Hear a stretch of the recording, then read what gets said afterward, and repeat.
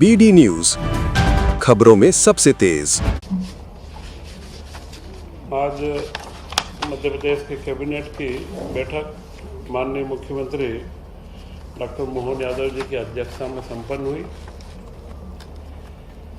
और कल के विशेष सत्र के ऊपर नारी शक्ति वंदन के ऊपर जो मध्य प्रदेश सरकार ने विशेष सत्र आयोजित किया था, उसके लिए सभी महिला मंत्रियों के द्वारा मुख्यमंत्री जी का अभिनंदन किया गया कि इस संदर्भ में मध्य प्रदेश ने सर्वप्रथम देश में नारी शक्ति वंदन के आरक्षण का जो मुद्दा था उसको एक संकल्प के रूप में यहाँ पास किया। इसी के साथ आज प्रातः मुख्यमंत्री स्वयं बालाघाट जिले में कान्हा वन में गए थे और वहाँ पर जंगली भैंसें जो मध्य प्रदेश में 150 वर्ष पूर्व में थे, आसाम से इस बार भी 16 इस वर्ष के अंदर जंगली भैंसें लाए जाएंगे, उसकी शुरुआती खेप का उन्होंने बाड़े के अंदर छोड़ने का कार्य किया। यह चीतों के बाद में मध्य प्रदेश के पर्यावरण संतुलन व पर्यटन व जो वन्य जीव संरक्षण के अंदर मध्य प्रदेश की एक बड़ी भूमिका बनती जा रही है, उसका एक सीधा सा प्रमाण भी है। और इसी के बाद में अब असम से गेंडे व राइनो के 2 जोड़े लाने की भी योजना है। तो यह घास के जंगलों में लंबे समय तक रहने से एक इनका इकोसिस्टम डेवलप होता है, जो गाय और बाकी जो हिरण और बारहसिंगा रहते हैं उन सब के लिए इनका एक वन्य जीव में होना बड़ा महत्वपूर्ण है। आज इस प्रारंभ में मुख्यमंत्री जी ने यह जानकारी भी सबके साथ शेयर करी है। इसी के साथ जल गंगा संवर्धन अभियान जो मध्य प्रदेश में चल रहा है, उसमें हर सरपंच से व हर मंत्री व प्रभारी मंत्रियों से आग्रह किया गया कि वो इसको और सहभागिता करें और हर सरपंच एक जो संवर्धन के अंदर हम जो अलग अलग जो योजनाएं हम लेते हैं उसमें एक को वो ऑन करे, अपने के साथ में उसको जोड़े और उसकी एक, क्योंकि यह एक महत्वपूर्ण अभियान है और यह देश में अब नंबर 1 अभियान हो चुका है, जल गंगा संवर्धन अभियान, और पूरे देश के अंदर इसके ऊपर निगाह रखी जा रही है और मध्य प्रदेश मुझे लगता है इसमें और नई ऊंचाइयों के ऊपर आएगा। इसी के साथ सबसे महत्वपूर्ण गेहूं का उपार्जन प्रारंभ हो चुका है और केंद्र सरकार के द्वारा इस बार सबसे बड़ी वृद्धि जो 82 लाख टन से बढ़ा करके 100 लाख टन उपार्जन की परमिशन मध्य प्रदेश सरकार को दी है। यह किसानों के हित में बहुत बड़ा निर्णय है। प्रारंभ में लघु व मध्यम किसानों से जो उपार्जन किया जा रहा था, अब सभी किसानों का उपार्जन प्रारंभ कर दिया, क्योंकि इतने बड़े संख्या में उपार्जन पहली बार मध्य प्रदेश करेगा। परंतु 1-2 दिन के बाद में अभी लगातार जो अच्छी खबरें आ रही है और उपार्जन सेंटर बराबर चल रहे हैं और शासन ने निर्णय लिया है कि शनिवार की छुट्टी नहीं रखते हुए पूरे सप्ताह में कम से कम 6 दिन तक गेहूं का उपार्जन किया जाएगा। तो यह 78 लाख टन से 100 लाख टन का उपार्जन इस बार किया जाएगा। 9.49 लाख, पहले 78 टोटल 9,49,000 स्लॉट बुक हुए हैं, जिसमें से 4,49,000 किसानों ने अपनी फसल बेची है और अभी तक 29.31 लाख मीट्रिक टन का उपार्जन हो चुका है और जिसका 2546 रुपये करोड़ की राशि वितरित की जा चुकी है। तो यह गेहूं उपार्जन इस विवाह के समय में किसानों को, लघु मध्यम किसानों के लिए बड़ी अच्छी सौगात लेकर के आया है और इसकी निरंतरता अगले माहों में जो रहेगी तो मुझे लगता है कि किसानों के लिए एक सकारात्मक माहौल बनेगा।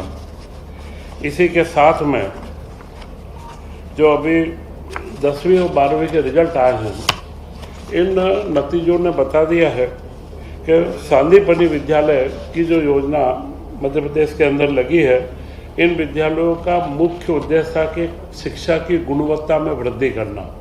तो यह अपनी गुणवत्ता के अंदर यह एक सार्थक सिद्ध हुआ है ये प्रयोग। और इस बार 10वीं और 12वीं के नतीजों में 58 छात्र छात्राओं ने मेरिट में मध्य प्रदेश में स्थान इसमें बनाया है। और 10वीं की मेरिट सूची में 41 विद्यार्थी सांदीपनि विद्यालय से हैं, वो 12वीं में 17 विद्यार्थियों का चयन हुआ है। तो यह जो प्रतिशत है, 4 वर्षों में सांदीपनि विद्यालयों में जो शिक्षकों की गुणवत्ता, बच्चों के नवाचार और जितने कार्य किए गए, और अब जो नया इंफ्रास्ट्रक्चर बन रहा है, ये स्कूल अपने आप में देखने लायक स्कूल है। धीरे धीरे हर जिले के अंदर पूर्णता की ओर आ गए हैं। तो यह जो शिक्षा की गुणवत्ता का विकास है, इसके आंकड़े बड़े स्पष्ट हैं कि 10वीं में जो उत्तीर्ण बच्चों का सांदीपनि में 4 वर्ष पूर्व 68% का रेशो था, यह बढ़कर के 88% हो चुका है। 20% की वृद्धि अपने आप में बहुत बड़ी वृद्धि होती है। यह कार्य इन स्कूलों के, और जो 12वीं का रिजल्ट है वो 59 से बढ़कर के 89% हो चुका है। तो यह गुणवत्तापूर्ण शिक्षा का एक बहुत बड़ा प्रयोग है जो सफलता की ओर ऊपर जा रहा है। इस बार प्रधानमंत्री जी ने मन की बात में जनगणना के बारे में और उसके महत्व को रेखांकित करा है। इस बार की जनगणना को, पूरी जनगणना के अंदर स्व जनगणना का जो प्रारूप डिजिटल रूप में दिया गया है, हम चाहेंगे कि प्रदेश का हर नागरिक स्व जनगणना को स्वीकार करे, उसके अंदर अपने फॉर्म भरे। यह निश्चित है वह अपना फॉर्म भर भी देगा, और कोई अगर उसमें बाद में उसको लगता है कि बदलाव करना है तो इसके प्रगणक उनके घरों पर आएंगे, तब वो उसमें बदलाव भी कर सकते हैं। अतः अभी ज़्यादा से ज़्यादा नागरिकों को अपने स्व जनगणना का प्रारूप को उपयोग करना चाहिए, ऐसा मुख्यमंत्री जी के द्वारा भी पूरे प्रदेश को एक आह्वान किया गया है। तो यह महत्व अभी हम सब लोगों का कार्य है और हम सभी लोग इसमें जुड़ेंगे। और आपसे भी मेरा अनुरोध है कि आपके माध्यम से जो स्व जनगणना के लिए प्रेरक और उससे संबंधित लेखों का प्रकाशन भी आप करें, जिससे यह जो स्व जनगणना यह देश के विकास के लिए, आर्थिक और सामाजिक विकास और जानकारियों के लिए बड़ा महत्वपूर्ण कार्य होता है। तो इसका एक आंदोलन के रूप में एक माहौल बने और हमारे हर प्रदेश से, क्योंकि आपने इसका जब फॉर्म आप देखेंगे तो जितनी जानकारी दी जा रही है वह अगले भविष्य की योजनाओं को निर्माण करने में कार्य आएगी। इसी के साथ आज की कैबिनेट के अंदर स्वास्थ्य, शिक्षा व सिंचाई व्यवस्थाओं के अंदर विकास कार्यों के 26,800 करोड़ रुपए की स्वीकृति हुई है। इसमें सिंचाई की एक महत्वपूर्ण योजना शाजापुर के लखुंदर बांध की है। लखुंदर में बांध ऑलरेडी बना हुआ था, परंतु वहाँ पर अगर नहरों से सिंचाई करते हैं तो वह सिंचाई पूर्ण नहीं हो पाती थी। इसके लिए अभी वहाँ पर पूरा पंप हाइड्रो सिस्टम से करके, और उसमें शाजापुर जिले के 17 ग्राम व उज्जैन के तराना तहसील के 7 ग्रामों में सब मिला करके 9,000 हेक्टेयर की भूमि की सिंचाई की नई योजना 155 करोड़ रुपए की इसमें स्वीकृत की गई है। और यह योजना ऑलरेडी वहाँ का बांध बना हुआ है, उस पानी का उपयोग करके और शाजापुर जिले में करीब 30% के करीब सिंचाई की उपलब्धता इससे प्राप्त हो जाएगी। इसी के साथ में PWD लोक निर्माण विभाग के 5 कार्यों की निरंतरता की स्वीकृति दी है, जिनका अगले 5 सालों में आर्थिक जो वजन रहेगा वह 26,311 करोड़ रुपए है। इस तरह कुल मिलाकर के 53,000 करोड़ रुपए की योजनाओं की, नई योजनाओं निरंतरता की आज स्वीकृति दी गई है।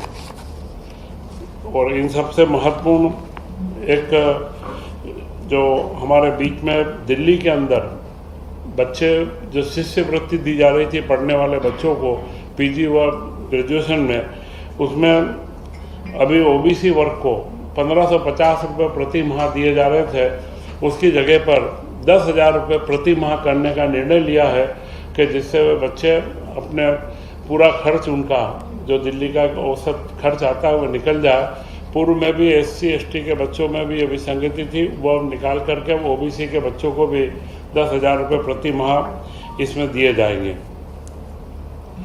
38,901 आंगनवाड़ी भवनों में विद्युतीकरण के बारे में कई जगह पर निजी भवन भी थे और जो शासकीय भवन भी थे, कई जगह पर भवन स्वीकृत थे, विद्युतीकरण के प्रावधान नहीं थे।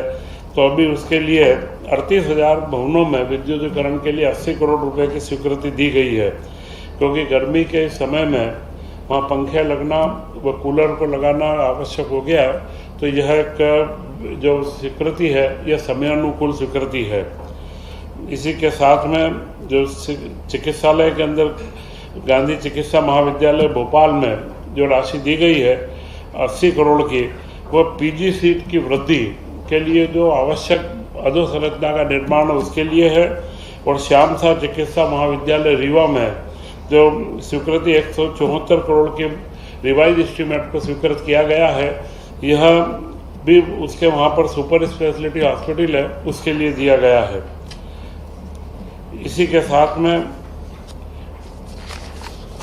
ये सारी योजनाओं की स्वीकृति और इन सब से एक मध्य प्रदेश सरकार की निरंतर गतिशीलता व एक समायोजित अर्थव्यवस्था आर्थिक प्रबंध को बना करके रखना और जो हमारी योजनाएं हैं उनकी निरंतरता को रखने का कार्य किया गया है।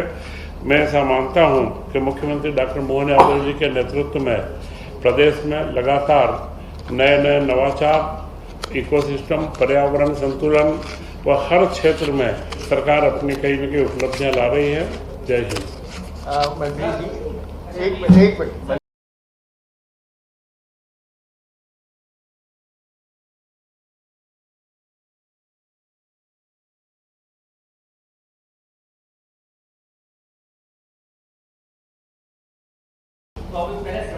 मिनट बारदाने की व्यवस्था होने के बाद ही अभी आप देख रहे हो कि एक दिन उपार्जन और बढ़ाया है, 5 दिन की जगह 6 दिन करा। बारदाने की पूरी व्यवस्था की जा चुकी है और 20 लाख टन तो हम उपार्जित कर चुके हैं, 19 लाख ऊपर। तो मुझे नहीं लगता है कि ऐसी कोई कमी आएगी। निरंतरता इसकी सप्लाई लाइन अब मेंटेन है और यह उपलब्धता हमारे पास। मंत्री जी ये क्लियर कर दीजिए, GMC में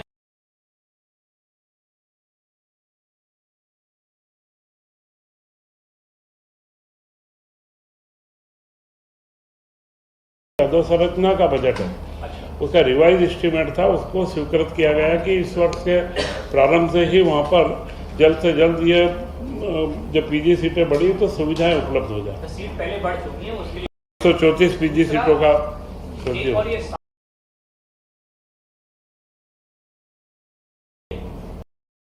ये लखनदर योजना है।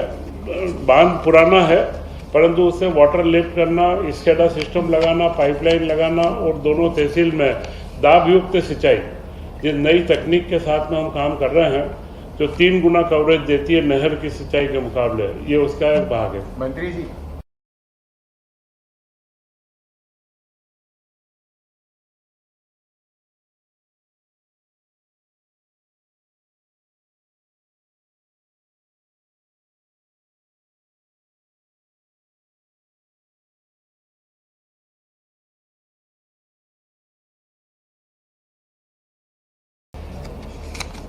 NGT के आदेशों का पालन करवाना शासन का कर्तव्य है। जब भी ऐसी कोई विसंगति आती है तो शासन उसमें गंभीर है और उसमें त्वरित हम लोग कार्रवाई करते हैं। और पर्यावरण, वन्य जीव संरक्षण और बैलेंसिंग, प्रकृति के साथ एक समन्वय स्थापित करना, गंगा जल संवर्धन अभियान भी वही है। तो विकास की दौड़ को भी मेंटेन रखना और पर्यावरण का संतुलन रखना ये हमारा प्रथम दायित्व है। इसमें जहाँ जहाँ पर भी जो भी हमारे को एजेंसी जो अधिकृत है उनसे जो निर्देश मिलेंगे हम उनका पालन करने का पूरा प्रयास करेंगे।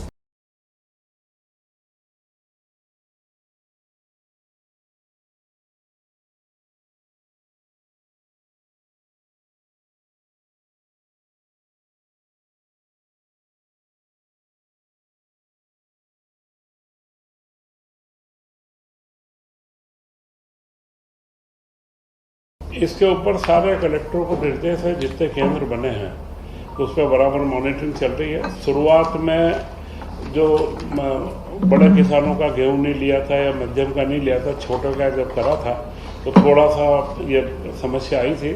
अभी बड़े स्मूथ, पिछले 3-4 दिन की जो रिपोर्ट आ रही है, बड़े स्मूथ तरीके से हो रहा है। मंत्री जी,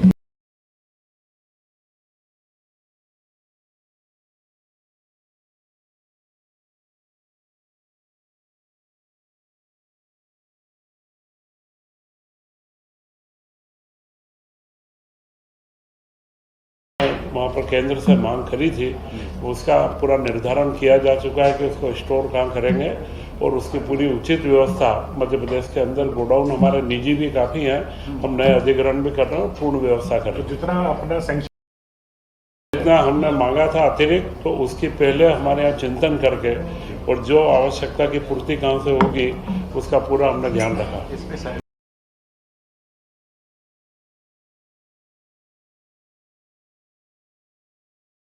हर जगह पर निर्देश है कि गर्मी को देखते हुए बराबर पानी की, ठंडे पानी की, और हमारे जो स्थानीय संगठन भी हैं, हमारे पार्टी के कार्यकर्ताओं को भी हमने निर्देशित किया है। वह स्थानीय मंडी व्यापारियों के संगठन भी हैं और किसानों के भी जो संगठन हैं वो इस बात की निरंतर चिंता कर रहे हैं। और कई अच्छे सकारात्मक समाचार आप लोगों के माध्यम से हमको मिलते हैं कि मंडी के अंदर इतनी अच्छी व्यवस्था है, और कहीं कमी होगी आप लोगों के माध्यम से प्राप्त होगा तो हम लोग वहाँ भी पूरी व्यवस्था करेंगे।